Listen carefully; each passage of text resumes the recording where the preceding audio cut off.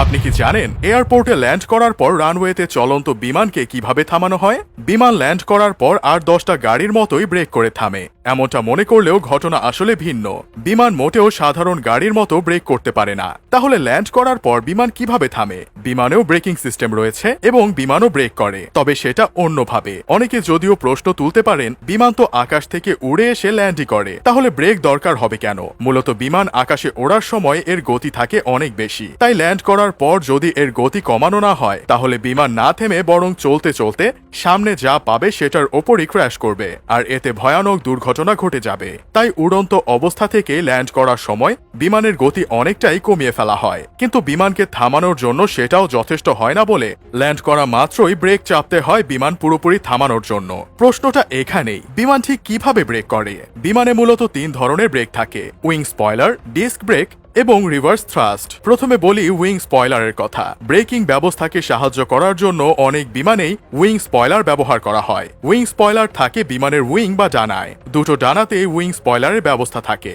বিমান যখন ল্যান্ড করার সময় রানওয়েতে পা দেয় তখনই পাইলট বিমানের উইং স্পয়লার উঠিয়ে দেয়। এর মানে হচ্ছে ডানায় থাকা উইং স্পয়লারগুলো অনেকটা ঢাকনার মতো খুলে খাড়াভাবে দাঁড়িয়ে থাকে। পুরো রানওয়েতে বিমান না থামা পর্যন্ত এই উইং স্পয়লারগুলো উঠিয়ে রেখে দেয় পাইলট। বিমান যখন ল্যান্ড করার পর দুরন্ত গতিতে এগোতে থাকে তখন উইং স্পয়লার ওভাবে উঠে থাকার কারণে বাতাসের সঙ্গে ঘর্ষণের সৃষ্টি হয় এবং বাতাস বাধা পায়। এতে অনেকটাই কমে যায় বিমানের গতি। এরপর আসি ডিস্ক ব্রেক কিভাবে কাজ করে। বিমানের ডিস্ক ব্রেক সাধারণ যানবাহন বা গাড়ির ব্রেকের মতোই, তবে বিমানের ডিস্ক ব্রেককে আরো স্ট্যাটিক করে বানানো হয়, যেন ল্যান্ড করার পর রানওয়েতে চলন্ত অবস্থায় ডিস্ক ব্রেক চাপলে চাকার ওপর জোরে প্রেসার পড়ে এবং ঘুরন্ত চাকার সঙ্গে ব্রেকের ঘর্ষণ সৃষ্টির মাধ্যমে বিমানের গতি যেন কমে যায় অনেকাংশে। পাইলট যখন ফুট প্যাডেলে চাপ দেয় তখন একটা পিস্টন গিয়ে ঘুরন্ত চাকাকে চাপ প্রয়োগ করে ওটাকে থামাতে। সাধারণত অটোমোবাইল ব্রেকের মতো এর কারিগরি ব্যবস্থা।